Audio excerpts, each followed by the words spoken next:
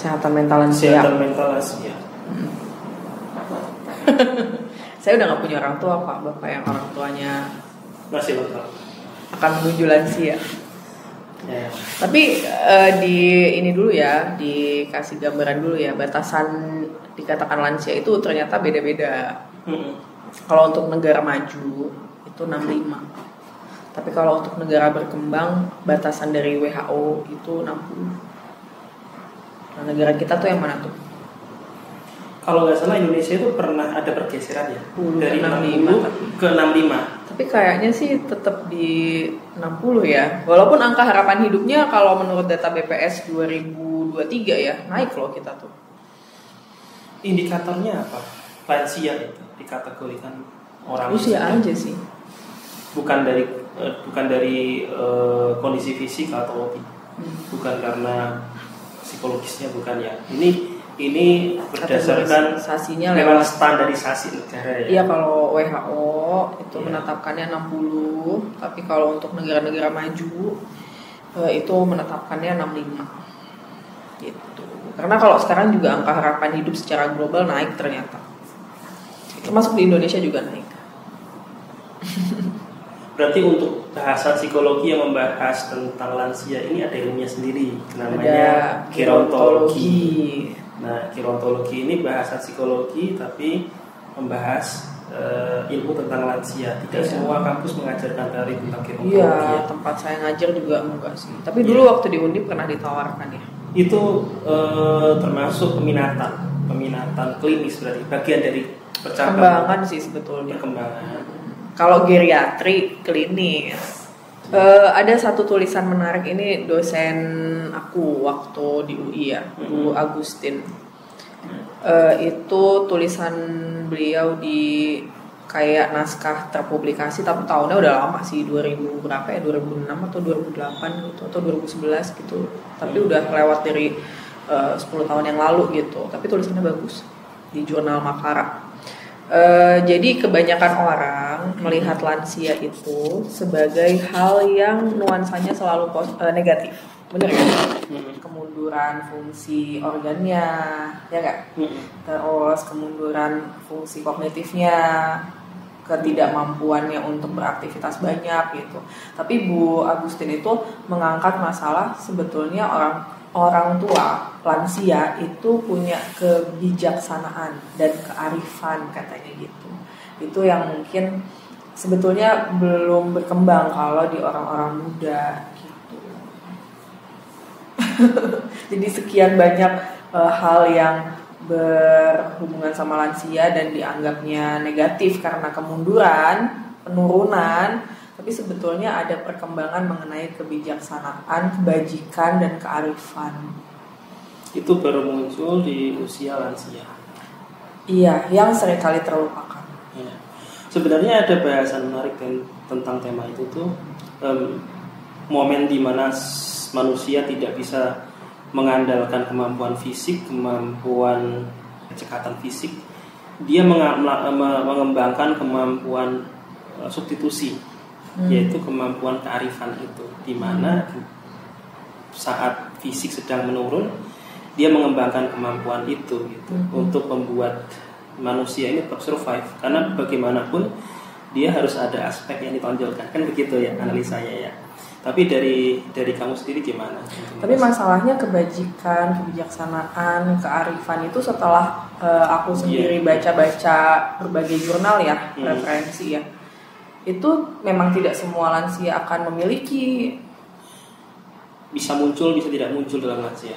Betul, karena sebagian besar lansia itu memang terjebak pada penurunan dan kemunduran, ditambah dengan perekonomian yang menurun. Jadi resource untuk sumber daya untuk dia tetap hidup dalam keadaan sejahtera dan melahirkan kebajikan, kearifan itu ya jadi sulit ya gitu. Jadi arif dan bijak itu adalah manifestasi dari aktualisasi diri lansia. Ketika secara kondisi psikologisnya dia kebutuhan finansial sebagainya terpenuhi, baru memunculkan memungkinkan dia memunculkan kondisi itu. Tapi kalau misalnya karena mungkin masa mudanya juga tidak dijaga tubuhnya, pola hidupnya tidak teratur gitu ya. Kemudian dia juga tidak menyimpan mengalokasikan sehingga punya sumber daya di masa tua. Ditambah lagi misalnya hubungan interaksi dengan anak-anak atau lingkungan sekitarnya juga nggak bagus. Bagaimana dia bisa memunculkan kebijaksanaan, kearifan? Benar nggak? Iya.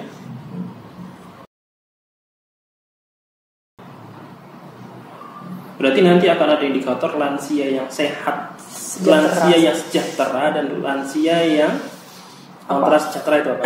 Kontra sejahtera. Ya maksudnya ada lansia yang sejahtera, sehat mental, sama lansia-lansia yang memang kurang ya terpuruk lah ya. Karena kesehatan mental kalau misalnya saya baca itu, kesehatan mental lansia itu yang paling sering kali dialami itu kan kayak depresi, kecemasan ya, kecemasan tentang kematian, sama beberapa juga ada gangguan psikotik gitu yang membuat dia tuh jadi semakin turun kondisinya. Jadi masa tuanya tidak bisa dilewati dengan sejahtera, tidak bisa dinikmati. Ditambah ada beberapa kejadian-kejadian yang membuat dia itu mengalami hal-hal yang memaksa dia menjadi depresi ya, seperti mungkin ada istilah sindrom tuh sakar kosong, sindrom powerless ya. Karena kan sebetulnya ketika manusia itu semakin tua, kemampuan otak untuk belajar itu kan menurun ya. Otak kan ketika semakin tua tuh otak manusia itu semakin kaku, Pak. Jadi, fleksibilitas berkurang, kreativitas karena fleksibilitas berkurang, kreativitas berkurang, problem solvingnya pun tidak seperti orang dewasa mencari sebuah permasalahannya. Iya, tidak pandailah dia untuk beradaptasi, sehingga untuk kemudian cukup kreatif ketika berhadapan sama situasi-situasi yang menekan, terus bikin tidak nyaman dia gitu ya. Itu juga jadi masalah kan, karena nggak pandai, nggak terampil gitu untuk mencari jalan keluar lah untuk melepaskan si perasaan tertekan itu gitu. Nah itu makanya sebetulnya butuh dibantu ya. Itu yang membuat dia ketika ada masalah-masalah yang berhubungan dengan powerless tadi, kemudian sakar kosong itu, dia tidak pandai dalam menyelesaikan itu karena kreativitas problem solvingnya dia juga kemampuan kognitifnya menurun kan begitu ya. Iya, apalagi kalau misalnya ditambah dengan kondisi fisik yang bermasalah. Iya, terus juga kondisi depresi dan kecemasan tadi itu ya. Iya. Gitu. Itu sebagai seorang individu seringkali lansia itu tidak mengenal konsep depresi loh. Dia tidak merasa atau tidak menyadari bahwa bersamaan dengan kemunduran fungsi fisiologisnya terdapat juga gejala-gejala depresi itu, yang sedih, yang murung, yang kemudian tidak nyaman gitu ya secara psikologis, tapi tidak terlalu dikenal sama para lansia kan. Konsepnya kan juga tidak menyadari. Iya, karena konsepnya kayaknya belum dikenal sih untuk orang-orang lansia angkatan sekarang ya. Orang-orang lansia zaman sekarang itu mungkin ilmu psikologinya juga kan waktu itu belum berkembang di Indonesia sedemikian besar ya. Artinya teori-teori yang mereka baca, mereka kaji itu hanya mentok di masalah fisik ya. Mereka prepare tentang diabetes atau masalah gangguan stroke dan sebagainya, jantung, koroner gitu. Tapi tidak sempat menggali tentang gejala-gejala psikologis yang akan mereka rasakan nantinya gitu. Padahal kondisi-kondisi seperti itu memperburuk kondisi kesehatan mereka kan, jadinya juga nggak akan bisa sejahtera gitu. Tapi kan memang lansia itu karena menurunnya kualitas fisiknya ya, orang-orang di sekitarnya kan juga tidak memberikan kepercayaan ya untuk melakukan sesuatu gitu loh Pak. Terkait kepercayaan ini sebenarnya proses panjang ya. Jadi gini, bagaimana membangun komunikasi hubungan orang tua anak lintas generasi sehingga memunculkan kepercayaan. Artinya kepercayaan itu kan dibangun tidak dalam waktu yang singkat. Ya kan, orang tua yang kondisinya sudah menurun, kemudian mengharapkan anaknya atau cucunya percaya. reputasi di dalam proses parenting dia membesarkan anak ini juga berkaitan dengan kepercayaan gitu.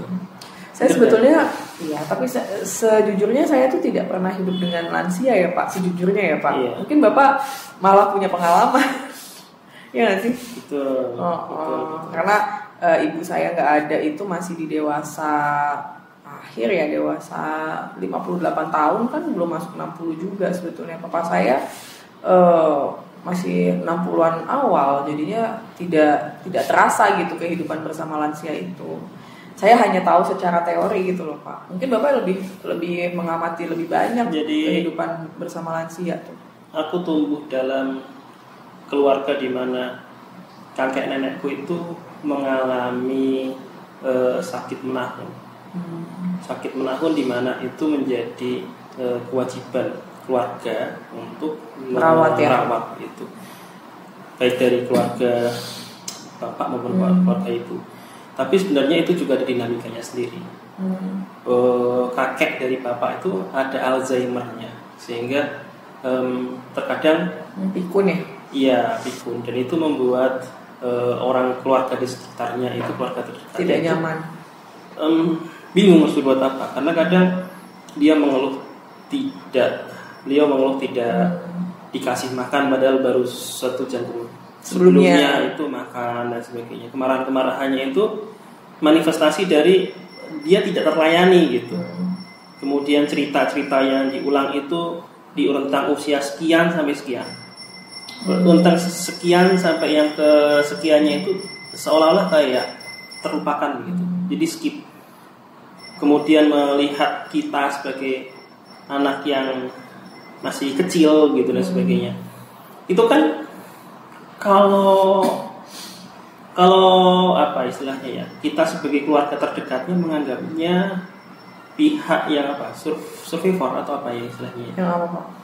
Ya kita dalam proses merawat beliau ini kan juga butuh berhadapan dengan stres kan gitu. Dan itu ada dinamikanya tersendiri gitu. Itu sih. Memang ada hal yang membahagiakan, juga ada hal yang cukup berat. Membahagiakan gitu. Apa Pak untuk bersama lansia ini? Bahagia ya berat, karena bisa melihat beliau dengan kondisi yang dari kecil gitu.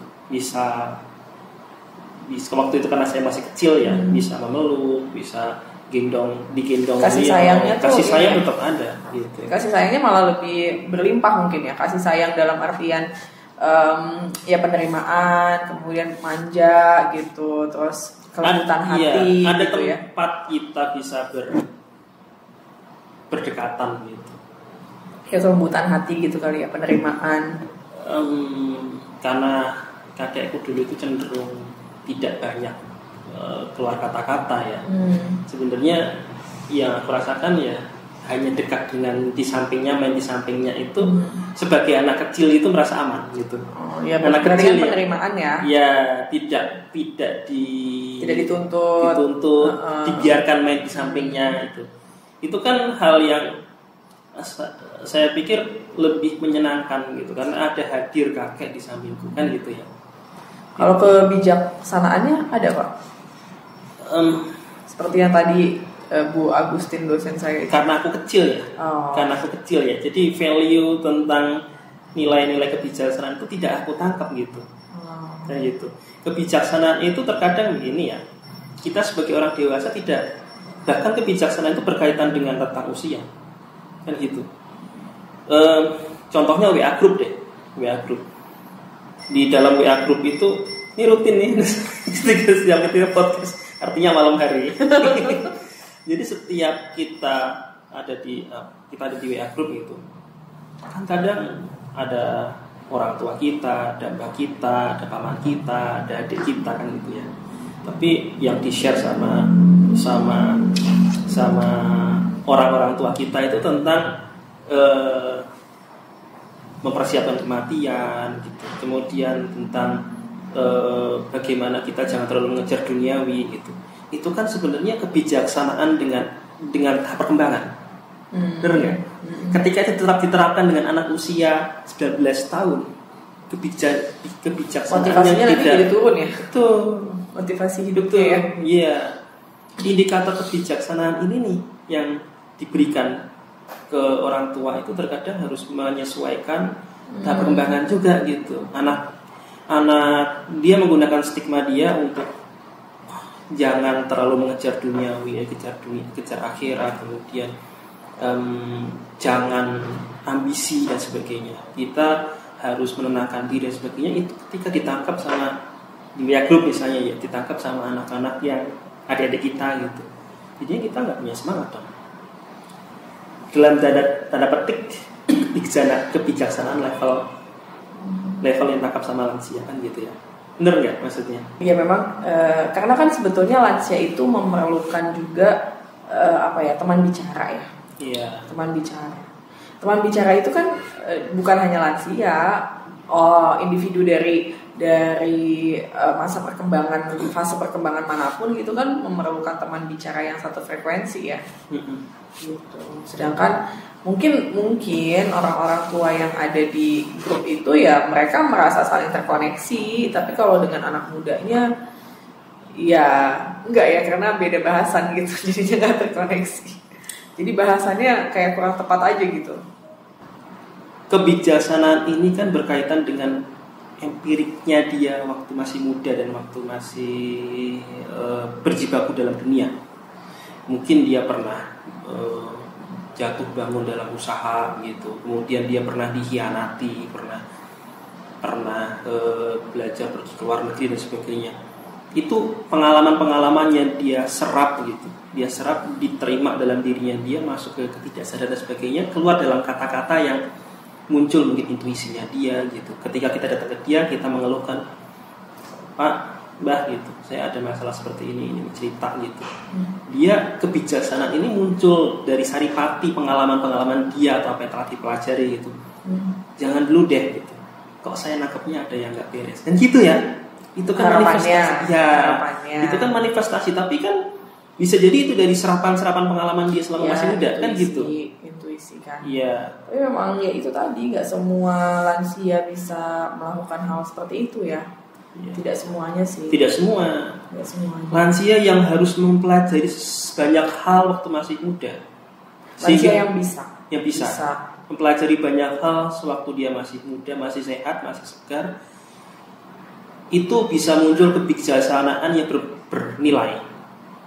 Cuma kalau yang di WA group itu kan mungkin karena dia merasanya masyarakat dalam atau orang-orang dalam WA group itu ya satu frekuensi sama beliau sebagai lansia gitu. Agak sedikit melupakan bahwa di situ tuh ada juga anak-anak muda yang masih memerlukan semangat hidup. Jadi harusnya kearifan dan kebijaksanaannya itu kontennya atau isinya itu kan menyemangati anak muda untuk kemudian berjuang dalam hidup gitu.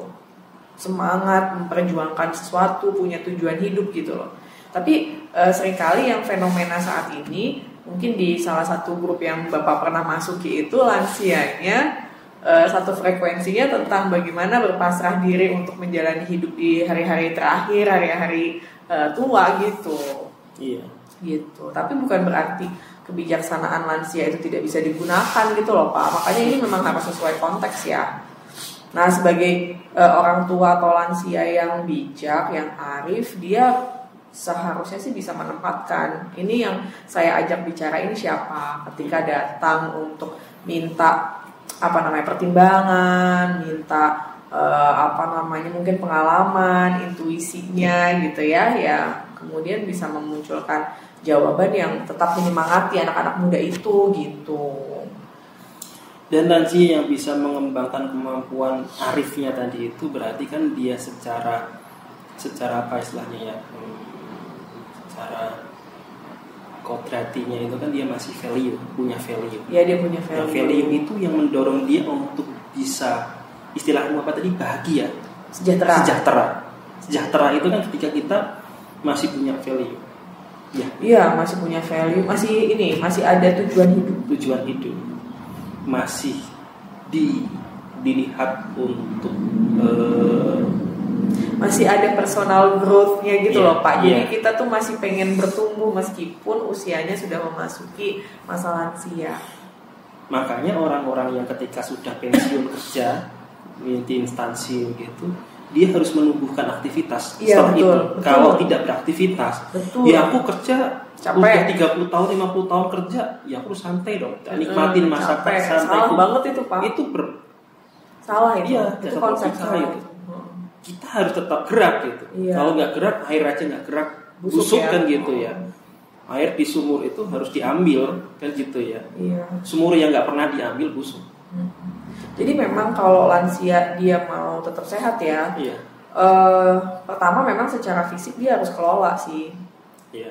makan, tidur, istirahatnya tuh yang teratur gitu, makannya juga yang baik, tidak melakukan konsumsi kayak rokok atau alkohol gitu kan, tentu aja ya Pak, gula yang terlalu banyak misalnya gitu. Tapi selain pemeliharaan fisik, dia juga harus punya tujuan hidup.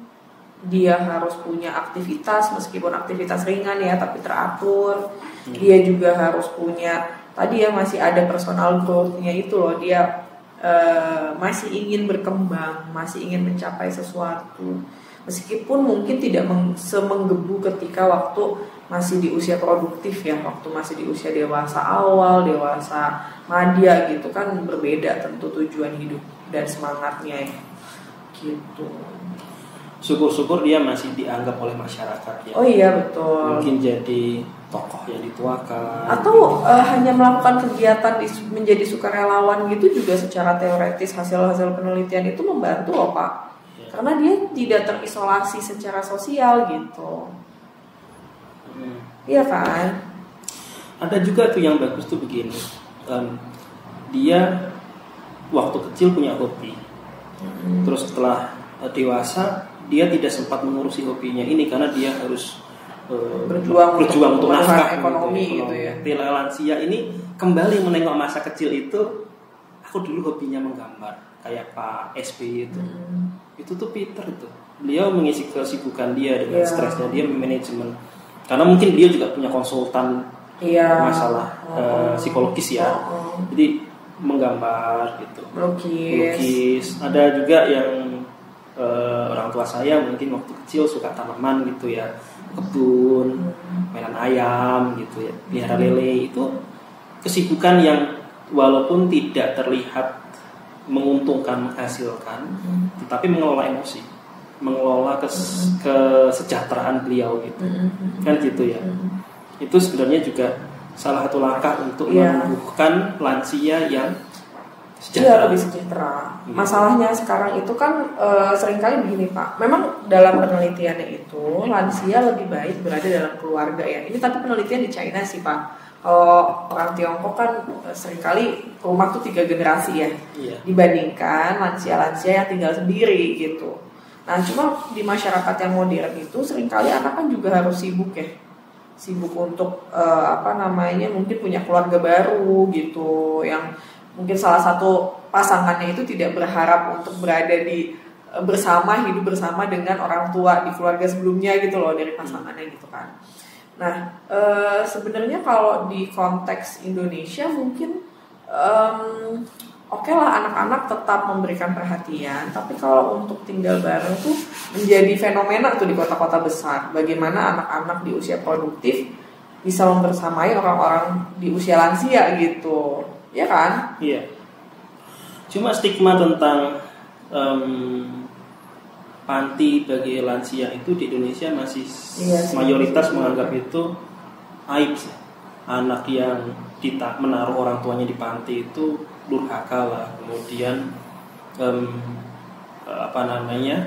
orang tua juga merasa dibuang gitu. Iya, kalau misalnya memang karena kan meletakkan membuat lansia ada di panti itu juga butuh proses ya. Kalau tiba-tiba ditaruh di situ tanpa ada penjelasan, tanpa ada pengkondisian, tanpa lansianya tahu fungsinya dia ada di tempat itu tuh apa, ya pasti seperti dibuang. Itu pun tidak terjadi hanya di lansia, anak di pesantren juga pasti bisa merasa seperti dibuang gitu. Tapi kalau ada pengkondisian, ada upaya pengenalan di panti itu, ada programnya, ketemu iya teman, betul, ketemu teman itu yang paling iya, paling ketemu utama teman yang tuh. istilahnya apa ya? Satu usia, satu masa, ya kan? Iya. Satu masa loh. Mungkin dalam kondisi-kondisi seperti orang tua yang punya value seperti itu, sebenarnya kalau ketika anak sibuk dan munculkan konflik ketika harus memilih mengurus orang tua dan sebagainya, ada alternatif sih. Alternatifnya mungkin bisa pakai caregiver ya. Iya. Caregiver di itu untuk rumah ya, membantu di rumah. hal-hal teknis mungkin tanpa kita dianggap sebagai dengan iktikat baik ya, jangan sampai nanti ada perasaan durhaka dan sebagainya kan gitu ya. Karena bagaimanapun orang tua ya itu jalan kita ada di bumi gitu. Jalan kita membesar, jalan-jalan kita untuk dibesarkan dan dididik gitu kan. Tapi ya itu lagi-lagi memang penjelasan mengenai maksud dan tujuan kita terhadap apa yang kita lakukan kepada para orang tua yang masuk di fase lansia itu kan harus clear gitu, harus jelas gitu. Jangan sampai mereka itu ya tidak dapat penjelasan, langsung mendapatkan perlakuan tertentu yang ya diolah sendiri, ditanya sendiri, dijawab sendiri. Jawabannya adalah kayaknya saya memang tidak diinginkan gitu ada di rumah bersama mereka. Lah itu yang kacau kan, malah memperburuk situasi lansianya. Berarti intinya komunikasi ya dan penyampaian pesan ya. Iya. Terus terkadang lansia ketemu dengan lansia ini bisa juga untuk orang lansia introvert juga itu masalah. Ya setiap orang kan punya tenaga masing-masing ya. Iya. Maksudnya dan style masing-masing juga ya, individual differences gitu kan. Yang jelas memang kita harus berarti kan harus screening nih apakah memang yang bersangkutan ini mengakses lah begitu. Ya harus dikenali. Harus kenali yang begitu ya. Mengakses gitu. Memang lansia yang bersangkutan ini memang perlu atau tidak secara personal gitu. Kondisi psikologisnya dia siap untuk atau punya karakteristik yang untuk berada di betul, hati gitu betul. Ya. Karena saya pernah menemukan kasus nih lansia di dalam panti menikah. Oh iya. Usianya ini di atas 75 kalau nggak salah. Ya, apalagi sih yang diharapkan dari pernikahan lansia selain tidak adanya romantisme begitu. Iya kan? Iya, penerimaan. Komunikasi. Teman ngobrol, ya komunikasi, teman ngobrol. Karena secara seksual udah susah memungkinkan ya. Kecuali pihak laki-laki ya. Bisa aja sih Pak cium-cium gitu ya. Iya. Iya bisa. Ya ada kan bahasan mengenai seksualitas lansia, tapi ya memang dengan keterbatasan ya. Dan interaksi seksual itu kan tidak selamanya memasukkan alat kelamin laki-laki ke perempuan ya. Aktivitas seksual itu kan sebetulnya lebih luas daripada itu. Cuma memang kebersamaan, kehangatan, teman, penerimaan, kayaknya itu sih yang lebih dicari ya ketika lansia itu menikah gitu. Menggebunya tentang seksualitas atau hasrat seksual itu kan usia-usia produktif ya. Kalau sudah lansia sih saya pikir lebih ke arah penerimaan, teman ngobrol, kebersamaan, hangat. Jadi nggak sendirian gitu. Iya. Kan memang untuk mencegah depresi semakin rumit itu kan ya memang harus ada temennya gitu. Karena di lansia itu isu terbesar atau salah satu isu yang besar itu adalah loneliness-nya kesepian. Iya, punya power. Kalau di laki-laki kan punya power. Kalau di perempuan kan mungkin ditinggalkan sama orang-orang yang dulu menjadi pengikutnya di organisasi kan gitu ya. Di perusahaan bahkan sama anaknya sendiri dong. Iya. Karena merasa si anak udah ya ini papahnya atau mamahnya udah nggak terlalu update gitu kan, akhirnya kan informasi tidak digali lagi dari orang tua ya, tapi dia cari lagi dari tempat lain. Otomatis kan lansia ini ditinggalkan. Mengenai lansia yang kehilangan pekerjaan ini dinamikanya juga di rumahnya bagaimana? Dinamika dia entah dia itu sebagai bapak yang kehilangan, yang sudah tidak bekerja dalam persepsi ya itu kan ada emptiness kan. Ya. Ada emptiness itu kan. Terkadang kan mereka ketika sudah tidak bekerja di rumah dia bengong tuh. bengongnya ini ada bagi anaknya, bagi istrinya itu kan gemes gitu. Iya, nah inilah sebetulnya tapi sebetulnya kalau di jurnal-jurnal penelitian itu Pak, kan keluarga itu boleh saja ya bertanya kepada profesional gitu, profesional kesehatan mengenai apa yang harus dilakukan pada orang-orang yang memasuki lansia gitu. Jadi ketika bertanya, nanti profesional kesehatan ini kan akan memberikan arahan kira-kira untuk membuat hidupnya kembali lebih sejahtera atau pulih gitu ya, itu apa yang harus dilakukan gitu. Jadi kan bukan hanya tentang mempertahankan kondisi fisik ya, biar gak cepet banget turunnya gitu kan, tapi juga kemudian membantu menjaga kesehatan mentalnya juga biar tidak turun juga gitu. Nah, membantu kesehatan mentalnya inilah yang kemudian dengan komunikasi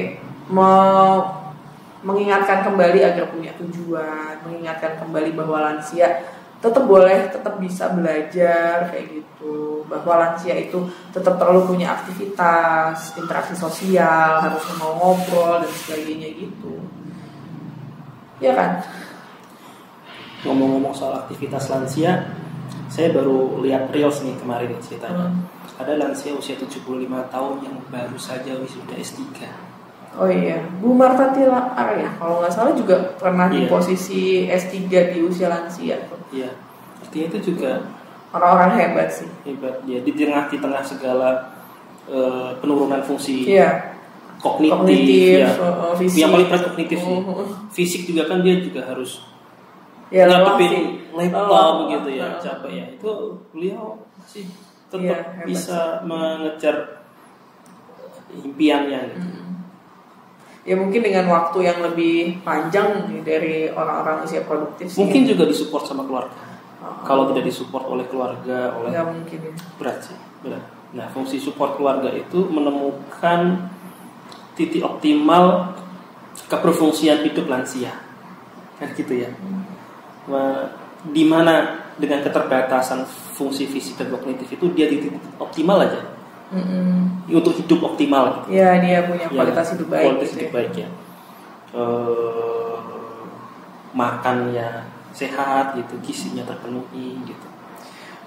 Sebetulnya, saya jadi ingat kalau misalnya lansia di usia 60, itu bapak saya sempat ada di usia itu sekitar 3 tahun ya. Nah, bapak saya itu sempat di fase seperti sejahtera ketika punya cucu pertama tuh. Bahagia gitu ya, kayak dia menemukan ini loh tujuan saya sehari-hari itu ya untuk membahagiakan cucu saya. Nah, cuma ada fase di mana anak saya sudah mulai besar gitu Pak. Si anak ini tuh udah cara bermainnya tuh sudah mulai berbeda. Iya. Ditambah lagi memang ada kejadian luar biasa yang terjadi di keluarga saya ya Pak. Yang kemudian juga kayaknya membuat bapak saya tuh sangat terpukul gitu. Jadi ketidakmampuan beliau untuk beradaptasi terhadap situasi sulit itu, ditambah juga penerimaan dari cucunya yang agak mulai berbeda gitu ya karena bertumbuhnya usia ya. Cara bermainnya kan juga anak-anak dengan usia bayi dan sudah nggak bisa dikekep lagi gitu. Iya. Dipegangin begini lagi. Dia sudah bisa berontak. Kan? Pengen lari, pengen. Iya. Sensitifnya sebagai lansia itu kayak merasa saya ditolak kayak gitu-gitu loh. Itu ternyata kalau untuk kasus bapak saya tuh sangat dihayati gitu Pak. Malah menjadi bibit untuk dia punya depresi. Iya. Penghayatan yang terlalu dalam itu. Padahal waktu awal-awalnya itu kan aktivitasnya ya tadi ya merawat tanaman gitu, dia seneng gitu, masih bisa nyetir mobil Jakarta Kerawang gitu, dia masih seneng gitu. Tapi ketika ada penolakan dan ketidakmampuan untuk menghandle emosi negatif menghadapi situasi sulit yang terjadi di keluargaku itu turun tuh kesehatan mentalnya, turun juga kesehatan fisiknya, makin kompleks itu, sakit jantungnya muncul lagi dan segalanya jadi rusak. Laki-laki ketika sudah lansia berarti dia hormon testosteronnya kan turun tuh Pak. Testosteronnya turun, Sedangkan untuk laki-laki, untuk perempuan hormon progesteronnya turun. Karena sudah nggak menstruasi lagi. Iya, sehingga memunculkan perubahan karakteristik nih.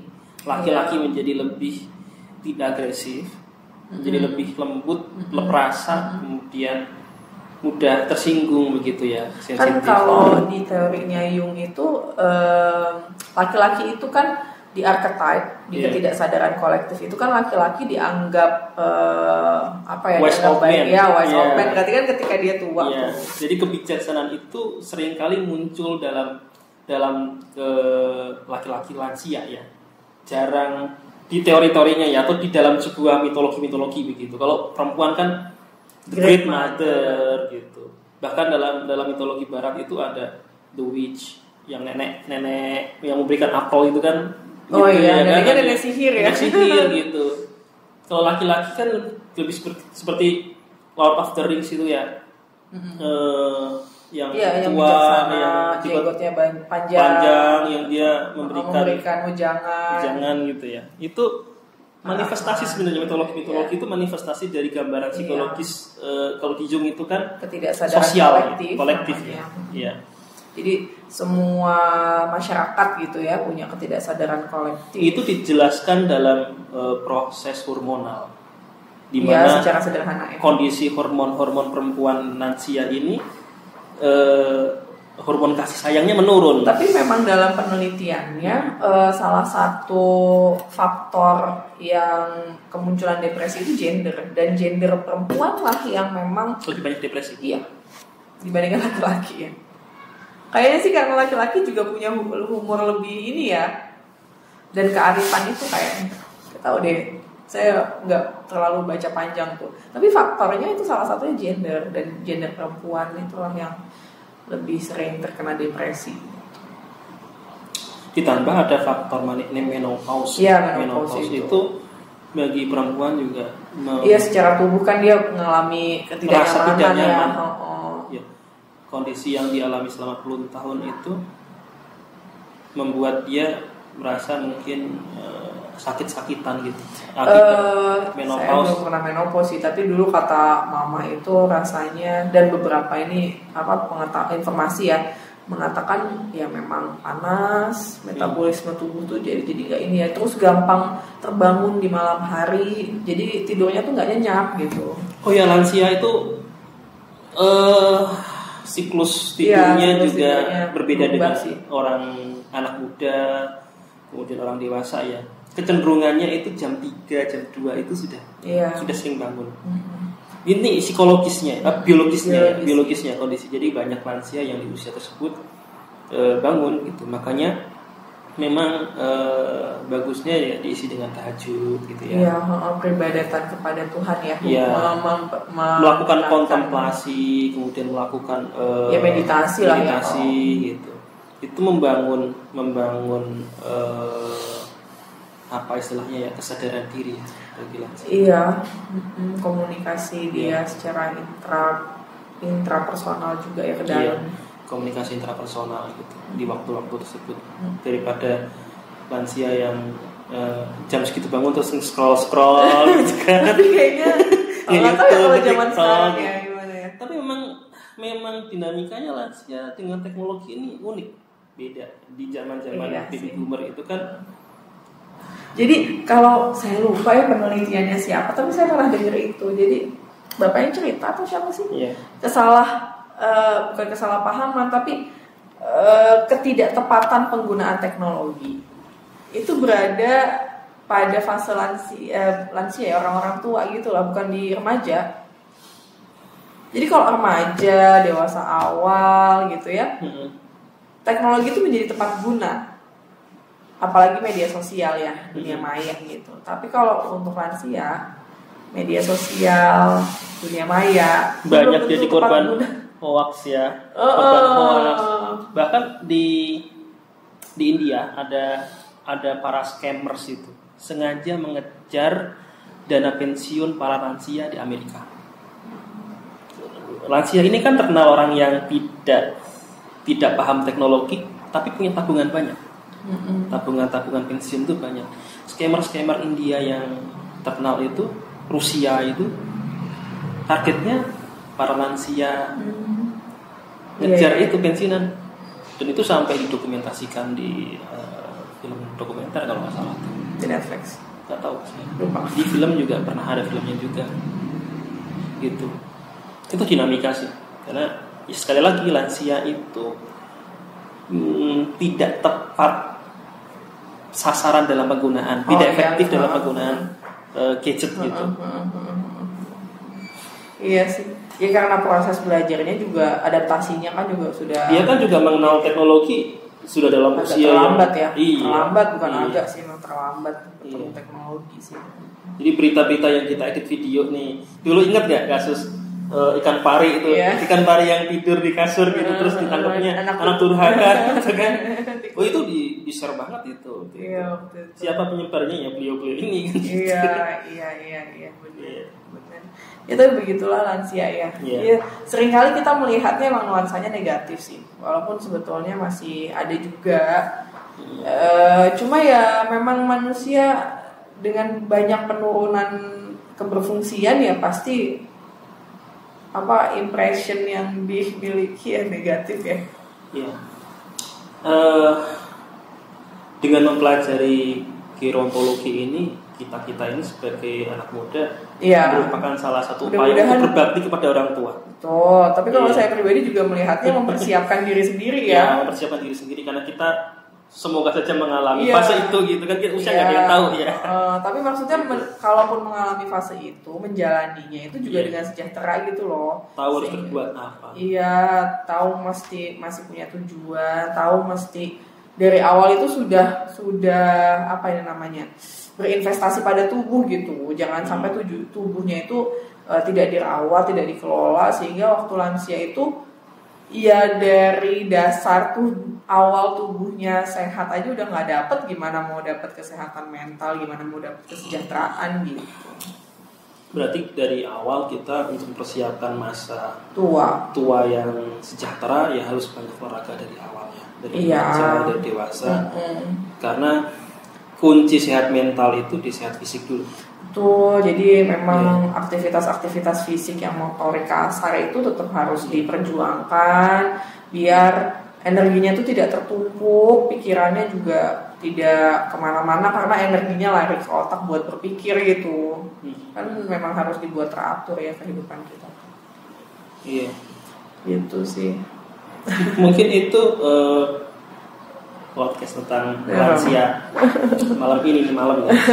Closingnya apa? Closingnya apa? Kalau saya sih ketika membaca teori lansia itu ya bagaimana mempersiapkan diri saya menjadi lansia ya. Maksudnya memang perlu pengelolaan, perlu penjagaan begitu. Terus juga ketika lansia ternyata masih tetap perlu tujuan hidup dan personal growth itu loh. Iya. Itu membantu untuk bisa hidup lebih sejahtera di masa lansia gitu. Baik teman-teman, itu podcast hari ini tentang psikologi lansia ya. Semoga menambah wawasan kita bersama.